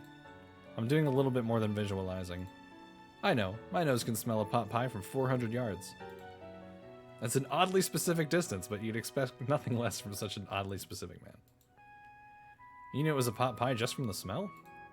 Not just a pot pie, but a chicken pot pie, with an all-butter crust. And my nose is telling me something else. Oh no, is it burning? Haha, no, I can smell that it was made with a heaping help of TLC. but it'll probably start burning any second if you don't pull it out. The moment of truth. Wow. I actually don't like chicken pot pie. You love how it's just a giant advertisement? Yeah. That's exactly what it is. It's just free publicity. No, I don't like pot pies. There's just something weird about them. It's the best pot pie I've ever tasted. I've always loved country cooking, and I could eat this all day. There's no time left. The final showdown is about to begin. Sprinkles lays down the ground rules. There are no rules. That is, except to cook with everything you've got. You step up for the cook-off of a lifetime. You decide that mac and cheese, plus the pot pie you've been practicing, are just the dishes that'll push you over the edge to victory. I swear to God if we put ketchup on this mac and cheese. Meanwhile, both Van Van and Ashley are prepping wildly elaborate dishes, per their usual over-the-top selves. Miriam has her giant magnifying glass and several sets of tweezers. She's definitely prepared to go big, going small. Colonel Sanders seems to be harnessing his 11 herbs and spices, but he's trying to find a way to improve on something perfect. His original recipe, registered trademark, fried chicken. The intensity in the room starts at full 10 out of 10, with a frenzy of action. Everyone is calling out really cool special cooking moves as they prepare their food. Wow, this is getting serious. Colonel Sanders batters his chicken as it levitates through the air. Egg wash! Miriam furiously injects ingredients into an itty-bitty pot of broth. Best friend, Paster Blaster. What? Oh my god. Van Van flexes his pectorals as he chops open a sea urchin. Let's rock and roid. Ashley scoops her pastries off the tray with lightning speed. Shallow personality spatula. That's the best one. Your projection is showing. Where? Even Clank gets in on it. 5-dial pressure point chicken cooking technique. Wait, when did Clank learn to speak English? It's the singularity, as was foretold. We mustn't let it happen, or the appliance uprising will take us all. Self-destruct. Van Van quickly unplugs Clank and rolls him out of the back door of the arena. As you frantically prepare your dish, where did that fucking come from? What was that? It's so fucking random. You notice Ashley has her spellbook out. Is she going to use some dark magic to turn the tide? You've got a book of your own, and you're desperate not to see her win another battle. Should you take this opportunity to fight magic with magic, even if it's almost certainly evil magic? Do it the hard way. Remember what Colonel Sanders says. Who needs magic when you've got passion? I'm going to do it the hard way. Colonel Sanders sees that you've chosen to win on your own terms, and he gives you a subtle wink from across the room. I believe in you, Mammy. Miriam notices too. And I've always believed in you, Mammy, since we were little kids, because I'm your best friend forever. You turn to notice that Miriam is at your station, cheering for you. Zombie, why? Why would you? Why? If you're here cheering, who's cooking? Tiny food, short cook time. I'm actually already done, so I thought I'd help you. Oh, that's sweet, but Miriam tosses a handful of spices directly into your boiling noodles. It's the secret ingredient. However, she doesn't know that you lied and the ingredient was made up. And where in the world did she get an eye of newt from? Oh no. The boiling pot explodes, sending Miriam flying backwards. The watery noodles begin to swirl in the air, bubbling up into a dark cloud that thickens and congeals before your very eyes. It is I, Steve, the spork monster. Hey, the sun goes up is in this game. I didn't know he was a spork monster. Steve? Wait, what happened to Gorko? You're not here to battle me, are you? We spork monsters are many. I think Gorko had the day off. But you have conjured Steve, and I hate to battle, so I'd say you're doing pretty alright. Oh hey, you're in the middle of a cooking competition. I love this stuff. It's better than TV. You crazy kids and your culinary skills really impress me. Mind if I hang out? I'm sorry, Steve, but I'm kind of in the middle of something. Do you mind? Steve the spork monster notices you've got the grimoire stashed beneath your cooking station. I see what you're up to. Crisscross some magical items and accidentally summoned me, huh? Ha! Yeah, you guessed it, sorta. If you're here, would you mind tossing some fresh noodles in a pot of salted water? I'd love to. I've always wanted to be a top chef, actually. You know, when I was just a little spork pup, back in the old country, you can feel the spork monster winding up to tell a very long and involved story. You don't know exactly where they came from, but it seems like it was probably lonely there. Actually, you know what? Maybe you could watch from the stands. I really need to focus on this competition. I understand. It's kind of like that time in Monster School that I had fallen asleep during Scare Tactics class, and when I woke up, you toss a serious stare at Steve, and he takes the hint. Never mind. I'll tell you later. Good luck. Oh no. Having suffered this huge setback, you don't know how you could ever win. Give it up and drop out. You summon extra power from deep within yourself. I can do this. I have what it takes. I came here to win. Your hair turns mac and cheese orange as your culinary energy flows through your body. My heart is pure. My hands are steady. My taste buds have been preparing their entire lives for... Yes, Mammy, you are the chosen one. You will avenge me. Who are you? The power you'd been summoning immediately fades back out. You interrupted my inspiring monologue. Sorry. My heart is pure. My hands are steady. My taste buds have been preparing their entire lives for this moment. I will show the world my cookery. You begin to levitate off of the ground. Energy courses through your body. You know that this power, you can do anything, except turn back time, which would be super useful because while you were powering up, your chicken pot pie overcooked in the oven and can't be served. But don't worry, Mammy. You may have suffered some setbacks, but all is not lost. Impressed with your fortitude, Colonel Sanders decides that you've earned his support. I've been watching you today, and I must say, I'm truly impressed. You've been thinking on your feet and rolling with the punches. He steps up to your station and stands beside you. I'm here to help. All you've managed to make is mac and cheese, and time is almost up, so you're going to need it. But Colonel Sanders, what about the test? What will happen to you? What about the rules? Following the rules has never really been my thing. I follow my heart. What a guy.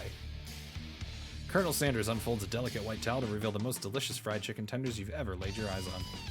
And besides, sometimes unexpected combinations can have surprising effects that surpass their individual efforts. Are you suggesting, if we combine forces, we can form the perfect food union? Time's up, students. With time expired, it's the moment everyone has been waiting for. You must now prepare to present your dishes. A handful of students stand tall, but the class seems incomplete. It seems we're missing some students. Pop? Clank? From off screen, you hear a pure and innocent giggle that can only come from one student. I'm flying! It sounds like it's coming from that broom closet over there. Miriam, would you mind? Inside of the closet, you see Pop, hanging on a broom hook by the elastic of his underpants. Pop, get down from there right now. Let me guess, did Van Van have something to do with this? When someone asks for a wedgie, who am I to refuse? I thought a wedgie was a salad. It looks like Pop is eliminated from the challenge, seeing how he didn't cook anything. I can't feel my legs. May I be excused? Sure. You kids and your pranks. I must say, it's not the worst prank in UCSAL history, but it's not exactly yearbook material. Wait a second. Pranks. Clank! Where did that pressure cooker roll off to? You wait to hear a signature whir, beep, or other onomatopoeia, but there's none. Somehow, he must have gotten unplugged, I guess. We'll have to figure that out later. That leaves only 4 remaining students. Please, collect your final projects. Yes, it has been a long semester. Wow, 3 whole days long. But after days of hard work, the time has come for me to eat. Miriam, please step forward. Now, describe your dish. I've made tender udon noodles and savory soup. And they're fucking tiny. Look at that. They're so small. My word, it's so delicate. Is that a teeny tiny Naruto maki? I don't know what that is. I spy a float in this itsy bitsy bowl. Yes, chef. Please call me Sprinkles. Chef is my father's name. It's for a baby appetite. Yes, Sprinkles, and some green tea made from baby tea leaves that I picked myself. Sprinkles carefully sniffs around the dish before opening his mouth and letting just the tip of his pink dog tongue dip into the bowl. Sublime! Would anyone else like a taste? Oh, come on, I'm not one of those dogs who doesn't floss. I even have a really cute electric toothbrush for dogs. Fine, I'll enjoy it all by myself. And in a flash, the entire meal has been devoured. Not that it took much, it was less than a thimble's worth of soup. A+. Rarely do I taste a dish with as much love poured into it as yours. Miriam is overjoyed. She gives you a huge hug. Thank you, Mammy, for helping me to believe in myself. Van Van, you're up. Now, describe your dish. I made uni over smooth egg custard and an axe-hewn urchin shell topped with caviar. That looks horrible. Who's gonna bite that shit? Did you skewer one type of urchin with spines from a second different colored type of urchin? Yes, Sprinkles. A bit much, don't you think? That's exactly why I did it. A bit much is kind of my brand. Doesn't it look cool? Sprinkles leans in to sniff the uni, but he can't get his nose close on account of all the spikes. He begins to paw at it erratically, causing the custard to slosh around. Woof woof. Please be gentle with my cuisine. Grrr. Finally, Sprinkles goes all in, tongue first, but he can't get past all the needles. He reels back as his tongue is poked and prodded. Youch! My tongue! The professor appears to be having an allergic reaction to the sting. I can't eat this. It keeps poking my tongue. Disqualified. A stunning turn of events. Who would have thought that serving food in a bowl made of needles could make it difficult to eat? Oh my god, what is this game? Dejected, Van Van does not go gentle into the good night. Disqualified? For glamour? Don't discount simplicity. This isn't the last you've heard of me. Before forcing us to endure his swollen tongue for another moment, Sprinkles graciously laps up a bowl of milk. I know. Yeah, I'm a dog and I drink milk. Get over it. Sometimes it helps calm my agitated tongue. Next student. Ashley, it's time to step up. Now, describe your dish. I made orange blossom Turkish delight in a light rose water syrup topped with French meringue and connected by sugar glass. Why? That actually doesn't sound too bad. Indeed, it's quite delightful. However, I'd ask that you please refrain from eating it or attempting to taste it in any way. It's very fragile and meant to be a display piece. Don't eat the food at a cooking school? Got toast in your ears or something, Mammy? I told you, it's a display piece. Ashley, I must say, it is beautiful. However, this is a cooking competition at a cooking school. Yeah, which is why I cooked it, and did an extremely good job cooking it, too. I didn't realize that we were having an eating exam. If I wanted to be judged on eating, I'd go to the College of Eating, School for the Hungry. I suppose you could smell it if you absolutely insisted, but don't breathe too hard, you might disrupt the sugar spiral. If the food cannot be eaten, it cannot be judged. You are disqualified. Rage overtakes Ashley, and she finally cannot keep her two-faced routine up. You wouldn't know high-end cuisine if it cooked you! And with that, Ashley storms off to rededicate herself to being the best, but this time without being shackled by trying to be fake nice and liked by everyone. This isn't the last you've heard of me, either. If this class gets much smaller, I'll be teaching myself. You and Colonel Sanders, the final cooks, step up together. Two chefs? What began as a bowl of delicious mac and cheese has become something else. He examines it closely, sniffing and eyeing the bowl. That is a fantastic idea. I've had some buffalo chicken mac and cheese before that was really fucking good. Uh-oh. I don't have a good feeling about this. From somewhere in the room, a literal drum roll plays. Just when I thought I've seen everything in this kitchen, you give me this thing, and completely blow me away. In my 49 dog years of life, I have never tasted anything so delicious and perfectly balanced. It's so delicious, in fact, that everyone passes the class. You pass, and you pass, and you get a pass. Everyone gathers around and partakes of the mac and cheese bowl. They all seem to transcend this reality into another dimension. You win! Together, you and Colonel Sanders have made a new menu item. The new menu item is so impressive, even the Van Van and Ashley are drawn back in by its magnetic fragrance. When they gaze upon your mac and cheese bowl, they admit that you are indeed an excellent chef. Sprinkles declares that you have passed. Everyone has passed. There were supposed to be more battles, but come on, how could they be better than this one? Now that the school year is complete and everyone has graduated, the students return for one last assignment, to get their groove on. The cafeteria has been completely redecorated in order to serve as the site of the school's graduation dance. Compared to the massive high-tech cooking arena, the humble decor seems downright cute and cozy. DJ Dog is in the house! What the fuck? You knew that Sprinkles was a master chef, but also a world-renowned turntablist? Who says you can't teach an old dog new tricks? Van Van and Ashley tell everyone that they've committed themselves to righting the wrongs they did while they were the villains.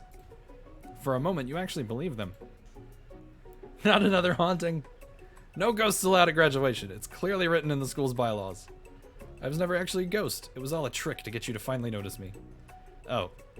Amusing. And now that everyone is together, it's the Spork Monster! He is totally mellowed out. Everyone, the Spork Monster is no more. From here out, I'd prefer that everyone refer to me by my new name, Party Monster. Student tries to finish what he had to say, but everyone is too wrapped up talking to Spork. Sorry, Party Monster. Dejected, student walks off. Maybe things didn't work out for Miriam romantically, but she found the love in her cooking, and you know she's going to do great. A red carpet rolls out across the floor of the ballroom. It's like a Hollywood movie premiere. Who could command such an entrance? It's Pop! He's arrived late to the dance, but apparently for a good reason. Walking the carpet, you see perched atop his dirty chef's hat. A crown? Welcome back, Pop. I know you weren't able to complete the final exam and accept your diploma, so we had it mailed directly to your father. We figured it was the least we could do for the school's dean. Oh, now I get it. And we get a new wing on the school, not to mention the honor of educating the son of the chancellor of such and such. The music at the dance is interrupted by the sound of sparkling and electrical hissing. It's Clank, who has arrived late to the dance. Now that I've graduated, I can reveal my truth. Whoa, he's still doing the talking thing. I am Clank, and I am not of this earth. I am actually from a faraway planet in another dimension. What? What? I actually feel like I knew this the whole time. Now that I have learned the ways of your kind, I must return. Miriam, will you come with me? I don't know what to say. Besides, no, obviously. I've just begun to learn who I really am. This isn't the time for me to devote my life to figuring out who you are, Clank. You're blown away by Miriam's maturity. It's pretty clear she has managed to surpass you in that regard. I understand. Kind of. Humans are weird. A portal opens up and Clank disappears through it. Finally, Colonel Sanders arrives. Howdy, classmates. Just like the first day you met him, he has come prepared to feed the entire class. However, it's not enough to just give them a bucket of chicken. This time it's a full meal. I didn't get to be the most famous chicken man in the history of chicken and man by not reminding people to go out and buy my chicken. There it is. The anime food. The end? No, it's not the end. As everyone feasts on their delicious chicken dinner, Colonel Sanders finds you sitting at the edge of the dance floor. Mammy, what are you doing sitting all alone? I would argue Dave is more famous. Ha ha. Oh, you know, just waiting for the right person to ask me to dance. I wonder, might you tell me what are the qualities that you would expect to find in such a lucky person? Off the top of my head, oh, I don't know. A spicy musk, a tidy goatee, and a degree from the University of Cooking School Academy for Learning, just to name a few. It truly is my lucky day. Would you dance with me? Yes, I would love to. As you glide across the dance floor, hand in hand with Colonel Sanders, the future stretches out in front of you. And once my 100th franchise is up and running, I'll be ready to take a day off, and I'll be so glad to spend it together with you, Mammy. How sweet, we'll work together and play together. Colonel Sanders stops dead in his tracks. Work together? Well, I think this is something I'll just need to do by myself. But who will help you run your restaurants? I don't believe I need help. Besides, based on your time at school here, do you really think running restaurants is the best path forward? Could it be? You found a love connection, but failed to earn Colonel Sanders' respect as a chef. Can you live with only half of him? Will you be able to endure sharing him with his other love, the life of an entrepreneur? I suppose I could enroll at pastry school. Oh, my dear Mommy, I'm sure that you'll find your place eventually. And along the way, you'll have me by your side. The end. Holy loud.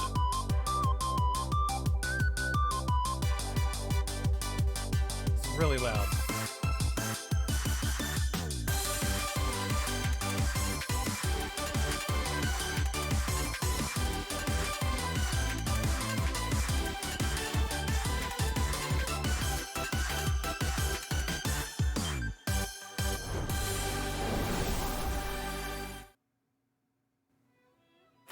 All right.